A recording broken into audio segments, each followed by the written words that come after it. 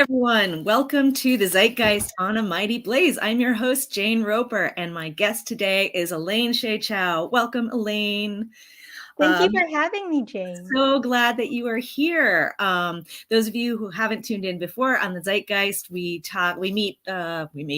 broadcast 2 Thursdays, the first and third Thursday of the month, and I talk with authors whose books intersect with issues like race, class, gender, culture, health, science, anything else that sounds fun and interesting and conversation worthy. So to stay up to date on everything that we're broadcasting, be sure to like A Mighty Blaze on Facebook and Instagram and Twitter. You can sign up for our newsletter at amightyblaze.com to get the scoop for every week.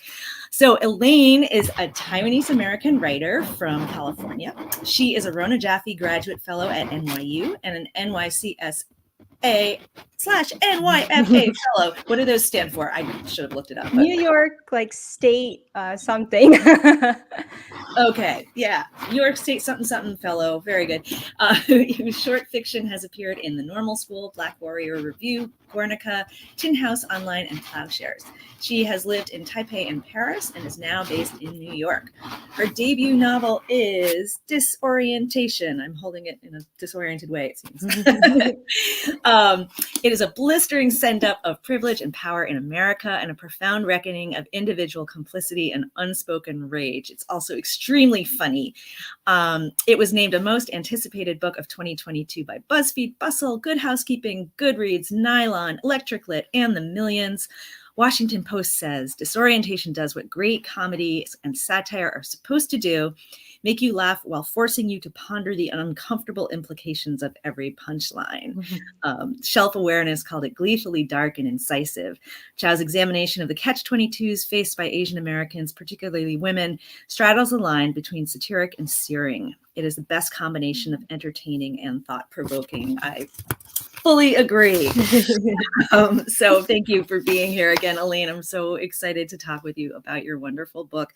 When I read the description of it, I was like, oh my gosh, campus satire, just satire, period. I love satire and I wish there were more of it out there. I read it myself. I love to read it. So it was really a joy to discover your book. So the protagonist, we'll jump right in and you can tell us about it. The protagonist is 29-year-old Ingrid Yang, a PhD student who is struggling to finish her dissertation about a Chinese poet whose name is Zhaowen Chao. Is that right? Xiaowen Chao. Xiaowen Chao. Okay, thank you. So tell us about Ingrid and what she discovers. Yeah, sure. Thank you. I want to say thank you for having me in that wonderful introduction. And thank you for reading the novel. So Ingrid, she's a struggling PhD student, and she's basically, when we meet her, she wants this safe existence, right? She just wants her little academic career. She wants to get married right away and just lock herself into stability. And even though she identifies as a liberal, she's quite clueless. She's really set in her ways and in the status quo. She doesn't question anything. And so when we meet her, she's just sort of desperate to begin this very safe little secure life of hers. And she really doesn't want to research Xiaowen Chao, and we discover she was basically coerced into it. Yeah, right. And but it's because of that. It's because she finds this clue, and in her desperation to finish this dissertation that she's can't seem to finish, she's been working on it for 4 years. She finds this clue and just goes down this rabbit hole, and it leads to this explosive discovery. Right, and we don't want to give too much away, but but yes, and the point of satire, right, and what makes satire work is that it exposes and sends up things that are problematic, things that make us angry, things that are need of change and improvement. So I've heard you talk about some of the the anger and dissatisfaction that has driven you to write this book. And there's so much that you skewer here, right? Like academia, a lot about sort of appropriation of Asian culture, about fetishization of Asian women. Can you talk about some of the things that drove you, that really sparked this book in terms of the satire? Yes. Yes, you're right to pick up on the rage. There was a lot of rage about, yeah, different topics, as I'm sure you can tell. So one of them was um, just this long, long history of Asian stories being told by mostly historically white men who, Mhm. travel to Asia, and they find this like fascination with it, and they just exoticize it, and it Yeah, unfortunately, so much of what we understand about Asia and Asian people, all of that's told through that specific lens, right. where we are othered and exotified. And so I was um and the thing is, there's still, so it's still prevalent in our society, right? Like, Mhm. it's Memoirs of a Geisha was recently trending on Netflix. It's like this, it Really? hasn't got yeah, it hasn't gone away. I was really disappointed to see it was trending. Hmm. um, Interesting. but so one of yeah, some of my anger was directed towards, right, I wanted to write against these narratives, and I wanted to be able to skewer and make fun of those men who Yeah, traditionally, in these books, they're the hero, or in the movie they're the hero and the love interest. And yeah, for once I was like, well, I have a chance now to make you the bad guy. And yeah, that felt very delicious. That was like a way for my rage to, yeah. find an outlet. I'm sure it was Um, very cathartic. Yeah. oh And yeah. yeah, and you've got, I mean, there are two men in particular. Mhm, There's Michael, who is Ingrid's thesis advisor, mhm, who sort of like, I don't know, she doesn't really choose him. He kind of chooses her, right, in a way. mhm. Who's the head of the Asian Studies department, Yeah, right? Which is funny in and of itself, right? That a white guy would be the head of mhm. the Asian. Although I feel like when I went to college, when I was in college in the 90s, like there very well may have been a white man at the helm of the Asian Studies Mm, department.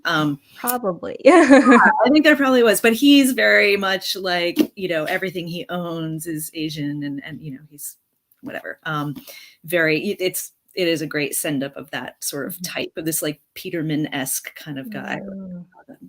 Mm, And then her fiance as well, Stephen, who mhm. also, so you must have had like a lot of fun writing these two guys.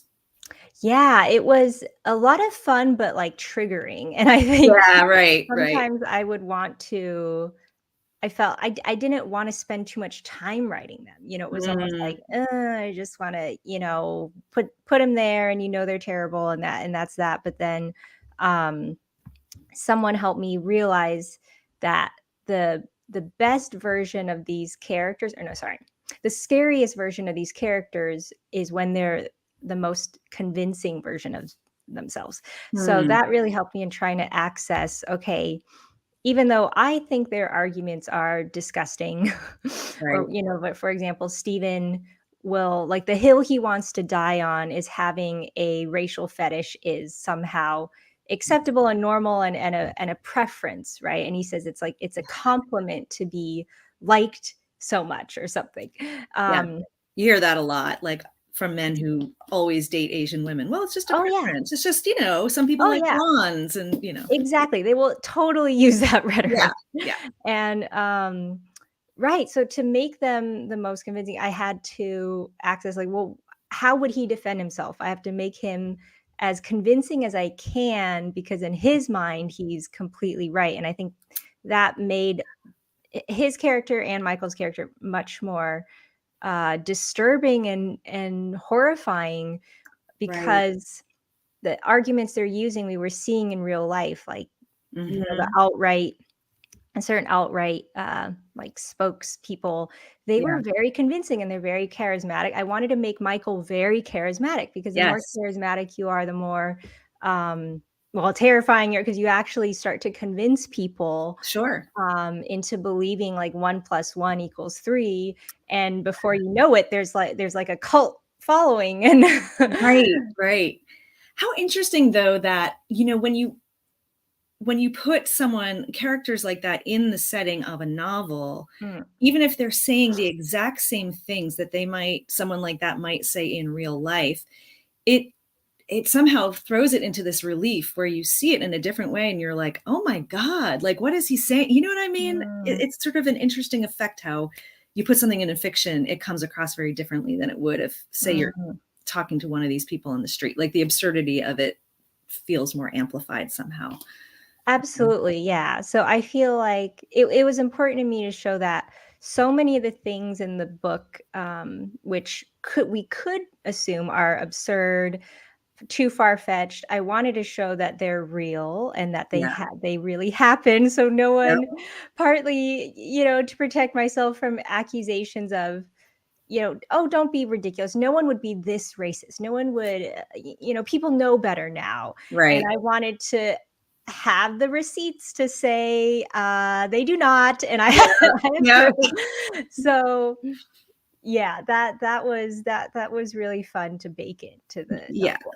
Yeah. No doubt. And I Mhm. know that as someone who writes fiction myself, like I don't want anyone to assume that I am my protagonist by any means, but Mhm. I'm sure that you drew on some real life experiences in writing, these men, um, and also the academic experience as well, right? Because Mm. you're a PhD, you have a PhD, or you're a PhD student, right? Dropout. Yeah, Yeah.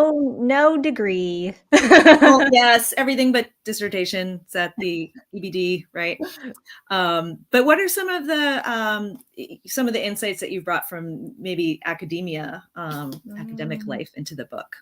Mm, yeah, yeah. My experience was quite different from Ingrid's because I was in France, so I have experience with the French PhD, Ah, which, not to throw shade on France, but I mean, it was not like vigorous. It was not, really? it That's was very just sort French. of right. It was just sort of, oh, right, go write your dissertation now on your own, and it was just, oh, okay, that's what the PhD sort of was, Yeah, and what happened was, I think how I could relate to what Ingrid goes through, there's a moment in the beginning of the novel where she starts wondering, what was I doing dedicating my life to these, this man? Well, we think Xiao Xiao is dead.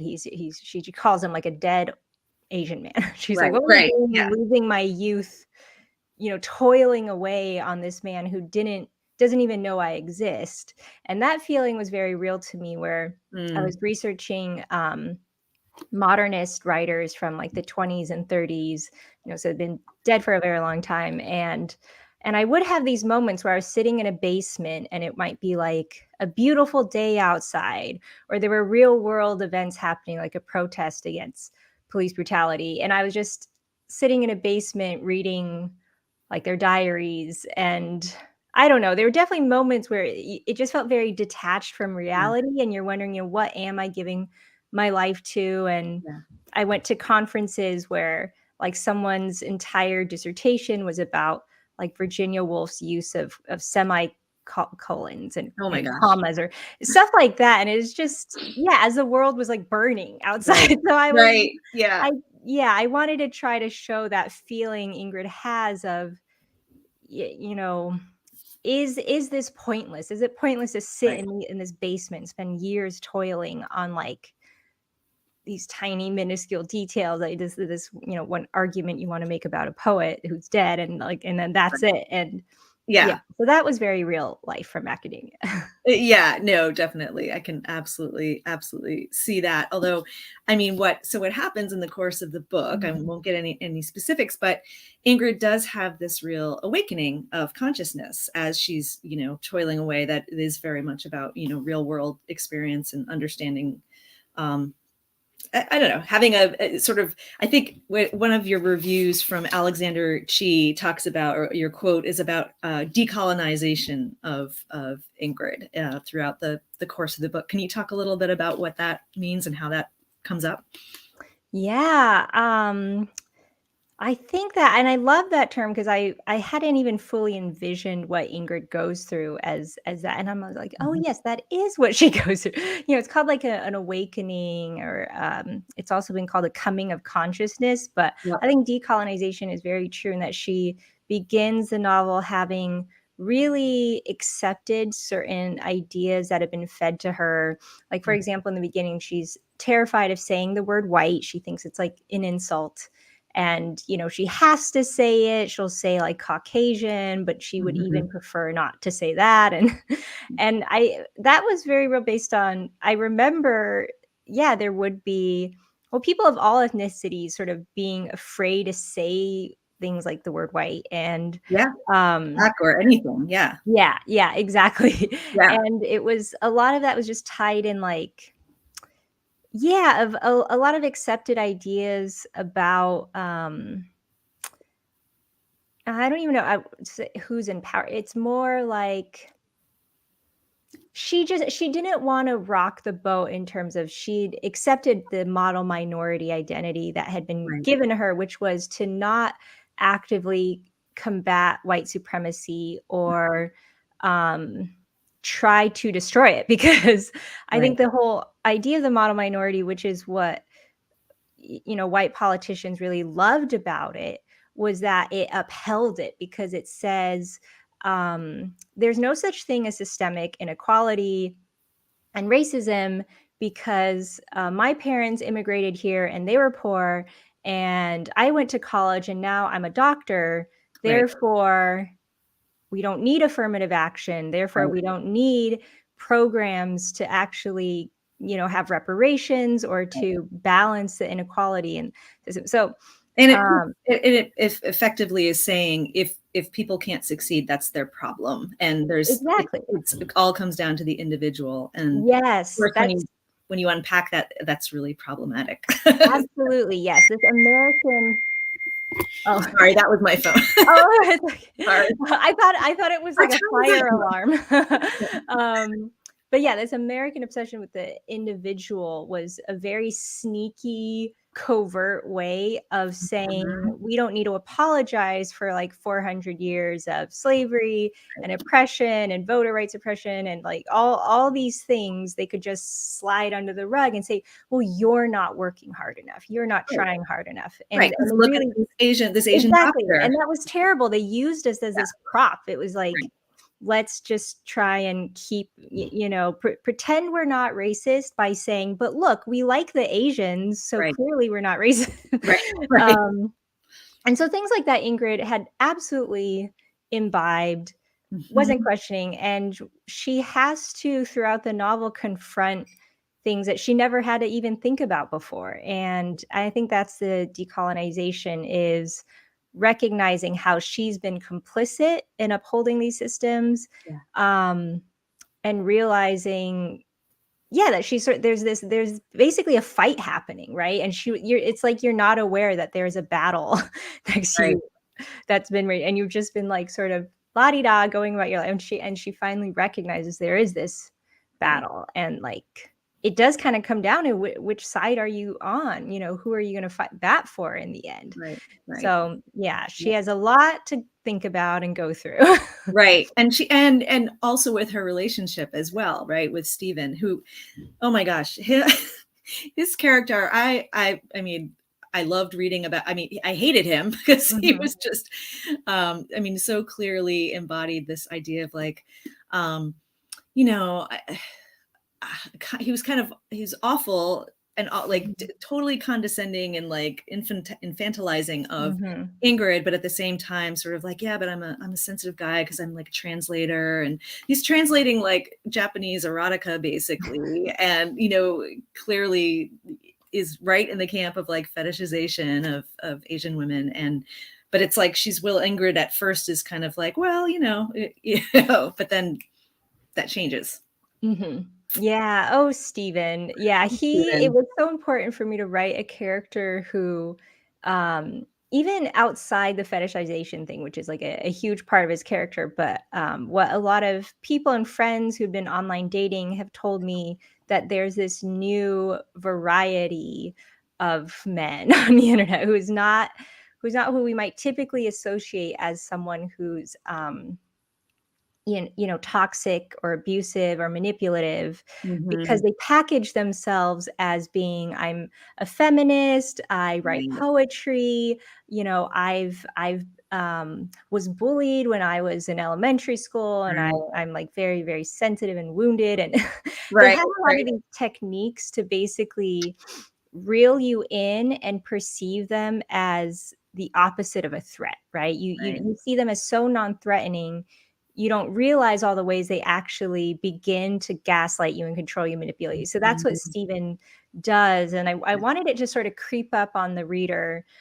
Because in the beginning, he just seems like everything she's been waiting for, right? Because she had these Yes. terrible ex-boyfriends, and here was this man who was just attending to her every need. Mhm. And then we slowly see, like, oh, he's regulating like what she eats, Yes. how she dresses. Like he's Yep. just like Yep. keeping her in that his little box. Right. Right. Um, Yeah. yeah, and so he's that type of man, and then he's also, yeah, this very ubiquitous man that is just, I mean, often I think it's all ethnicities, but there is this very prevalent type that is just obsessed, like unusually, disturbingly obsessed with Japan specifically. Yeah. And it's, yeah, it's a whole thing, and Stephen truly embodies that type that Mhm. I really had a lot of fun, Yeah. skewering. Yeah, yeah, no, definitely.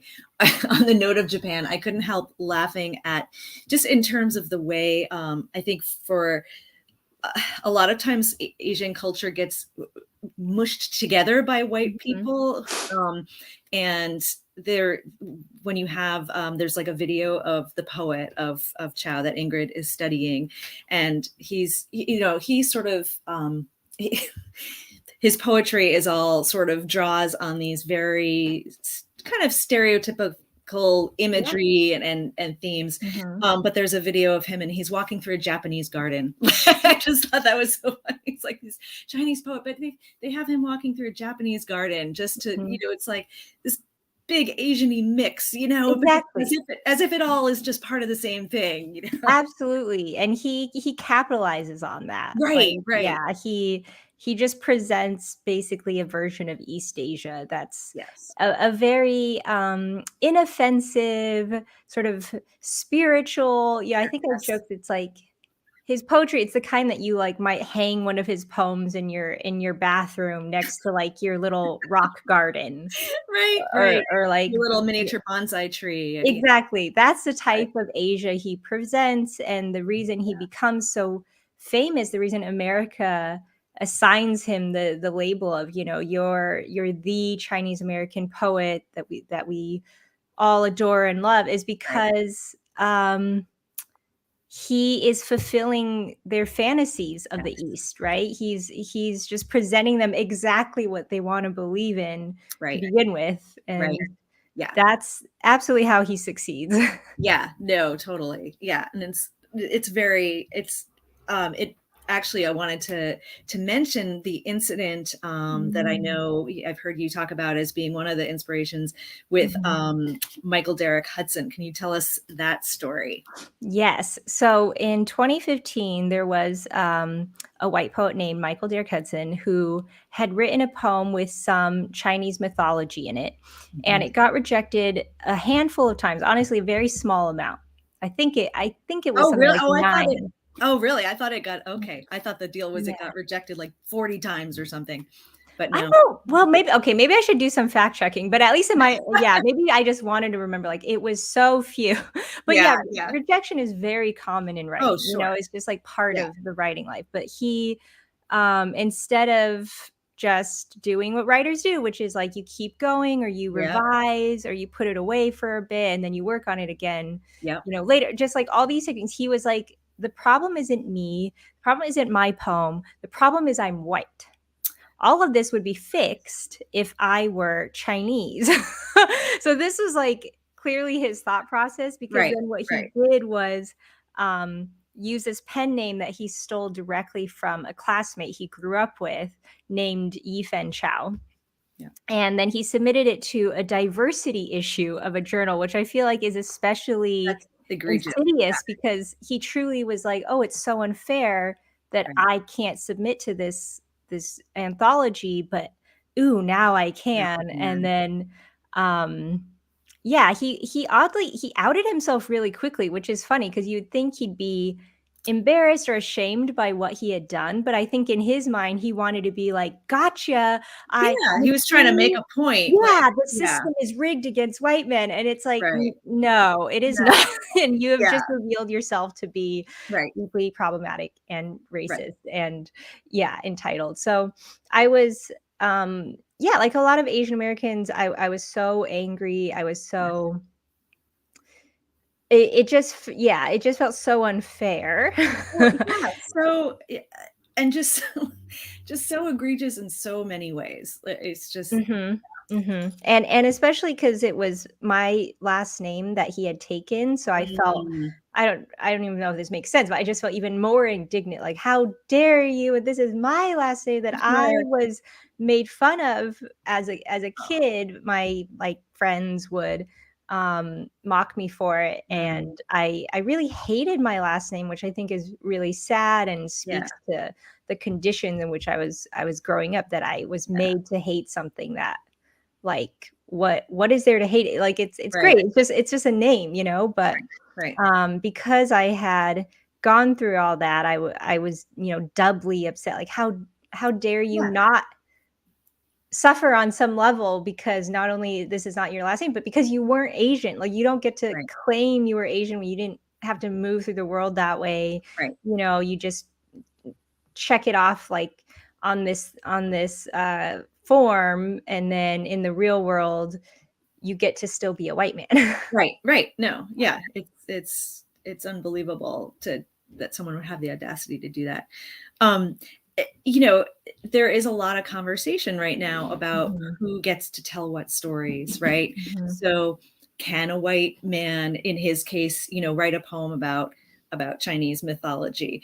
And this is, it's something that you explore in your book as well. This mhm, idea of who gets to tell who stories, and it's not as mhm. simple as just like, no, if you're white, you can't do this. No, if you're Asian, you can't do this, or you're supposed to do this. And I'm wondering if you felt like a pressure in the past, like, oh, you can only write about things that have to do with, the Chinese American, Taiwanese Americans experience, or if you feel, I don't know, Mm. something that you've experienced yourself.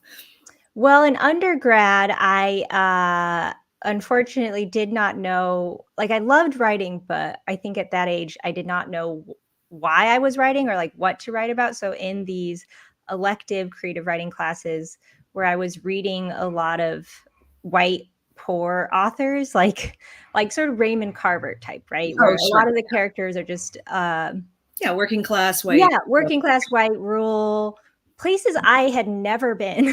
Yeah. But I was like, "Well, I don't understand what great writing is beyond what I was reading." So I was like, Mm. "My story, the great story I'm gonna write is about 2 boys in North Dakota who worked on a wheat farm." And so I wrote this story. um my teacher at that time, like, yeah, very clearly loved it. I mean, that workshop, wow, it was just flying colors. I was, like, Yeah. embarrassed. I just really felt everyone hated me because it was like, It she was like, so good that, the yeah. teacher, I didn't wanna say that, but I guess I really just understood. I was like, "Oh, I have to hit these beats," Right. and, subconsciously, I think I did it, and so the teacher is Yeah. not did not hide that it, like, she just, loved this. But and then no one in the workshop brought up, like, "This is interesting, like, you are Right. not a poor, farmer, wheat farmer from North Right. Dakota." Right. But after class, a white male student, and I can't even remember his name or his face, honestly, but I do remember he Michael came Derrick Hudson, maybe? up. Right, maybe this was his revenge, like, Yeah, right. but he came up to me and he was like, "Oh, how did you write that? Like, how did," and I Hmm. still don't, I'm trying to, think back in my memories. Did he say, "How did you write that?" Or am I putting the emphasis on it? But Right. he asked that question, like, "How did you write this?" Yeah. And I remember just feeling very defensive, Mhm. because I was, in my mind, I was like, "Well, why can't I? Like, I should be able to write whatever I want." Right, right, And obviously it is very different with this idea of, like, power dynamics, because right, me writing about, like, white people, white characters is just different from right. the inverse because of power. But yeah, I think that did open up this question, and there's still this question of Asian writers feeling obligated sometimes, or pressured to write about their exact experiences, or this implicit belief that if you don't, you are somehow, ashamed of your culture, or Mhm, you're what they call self-hating. And mhm. I think that's also ends up being problematic and harmful to assume that too. But yeah, it's a topic. Like, it's like, yeah, a lot to discuss. Yeah, there's a lot. Yeah, there's a lot of layers there. But I mean, part of what's great about your book is the way it explores those and it peels them back, and it doesn't oversimplify. And I Mm, mean, satire, it can be really powerful in doing that. mm. I'm curious, when you started the book, did you know it was going to be satire? Did you set out to make it funny? Or did that kind of evolve as you got into it? Yeah, I did not set out to make it funny. That was ended up being a total surprise to Wow. me. Um, yeah, and it was I think it just I did have a lot of anger, and I think when it came out on the page, it just emerged as anger. And before I knew it, I was like, "Oh, wait, am I writing a satire?" Like, I did Yeah, right. it was very unexpected, but I think it gave me distance that I needed to approach Mhm. these, otherwise, like, triggering topics. Right. And, um yeah, also, I just didn't even approach writing it knowing I was that angry. And I think Mm. when I was writing and reading back, like, the first version, which is not this version that was published, but that version had, like, a very snarky, know-it-all, kind of gleeful third-person voice that was, Hmm. very opinionated. And Yeah. then I was like, "Oh, wow, I guess I was really angry." Right, right. Well, because Ingrid's, yeah, her voice is not snarky. I mean, Yeah. there's like an innocence about her, but it does Mhm. allow you to have her observe, like she's sort of a straight man in a way, that and there's absurdity happening around her, but it allows it to throw that into relief and make it that much more powerful. Mm. But yeah, I mean, satire works really well for anger. And I can imagine how it gave you like a certain layer of protection too, because you're writing about Mm. difficult things. Yeah, humor. I mean, humor is a way to deal with tough emotions really Absolutely. Yeah. effectively. Yeah. Yeah, I needed to laugh, just not even thinking about publishing, not thinking about, anyone reading. I needed to laugh just for myself to work Yeah. through this, and sort of confront certain ideas that I was, thinking about. Yeah. Mhm. Yeah, no, it totally makes sense. So, folks who are watching, if you have questions, please add them in the chat. And before we go, we can ask Elaine your questions. But in the meantime, I would love to know, in writing this book, do you feel like, I always love to know if people felt like they learned something along the way? Like, was there anything that surprised you, or as you were writing this? Mm. Yeah, I think I learned. Well, what happened was, so many things I was learning so many things just in my real life, and that Mm, it ended up filtering into the novel, things that mhm. I hadn't even planned on writing. Um, and so, like, one example is I was in a book club. It was a virtual book club. This was, like, deep, heavy into COVID. And so, yeah, we were meeting all over the world, and the first book we read was, I Hotel by Karen Tay Yamashita, Okay. which is this, like, 600-page, epic, really experimental and incredible novel that is all about the Asian American activist movement. And Mm. she spent years, like, interviewing people and digging through archives. And I learned so much. And I didn't, at the end of the novel, Ingrid references the Third World Liberation Front. And that to me was, had never been taught to me in Mhm. my American education. Even in Yeah. college, I had never heard of it. And I just felt very deprived and very angry that, like, oh, of course, my education would want to keep from me this momentous time where Black, Asian, and Latinx students, like, banded together and Right. display this incredible solidarity with each Right. other. And we're demanding, that we want to be in control of our departments, like, on campus. Right. And Right.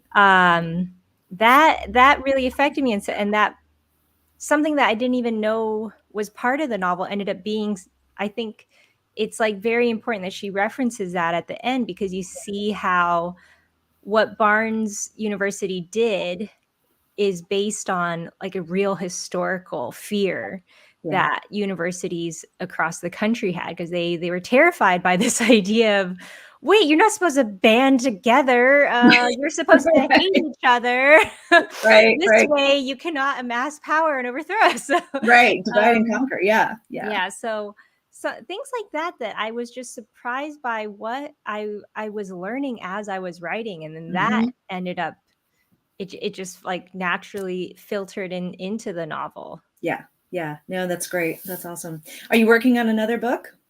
Well, there are short stories. There's a short story collection. Oh, great. Yeah, that was sold at like the same time as the novel. So that is coming out at some point. I still have to sort of double check things, but yeah, short stories where I explore like some of the same themes, but I think it's with short stories, I love that there's a lot of different genres I can play with. So there's more like straight drama. I write a lot of speculative stories, like sci-fi speculative. Yeah. And I think, I love that you can explore these different genres. So that's something that's really fun with stories, and sort of leaving the world of the novel, which is such a specific voice and setting. The whole world. Yeah. But you get to, we'll get to see more different sides of your writing and different kinds of stories. Yes. That is awesome about collections. So excellent. We'll look forward to seeing that. So great. Disorientation is the book. We'll put up I love the cover too. The cover is just like awesome. I know it's hard to see. Thank you. It's a 3D, it's a miniature diorama. So it's a photograph. Yeah, it's actually was built by hand by these artists, Aaliyah Muraski and Sam Copeland. They build everything by hand. Like Aaliyah sewed the schoolgirl costume. She made the waffle dogs out of clay. Oh my gosh.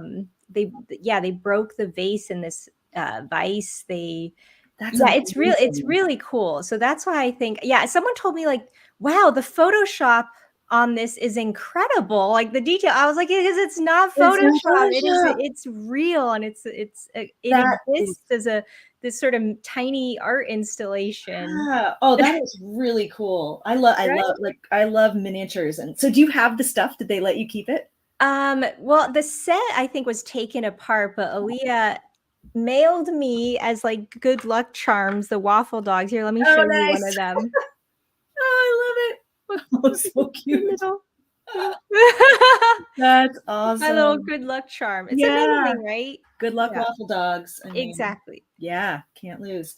That is great. Well, thank you so much. For sharing your book with us and for talking with us about this. And yes, folks, we put up a link to Bookshop. Grab it and you will love it. It's hilarious. And thank you so much, Elaine. Really enjoyed having you with us today. Thank you so much, Jay.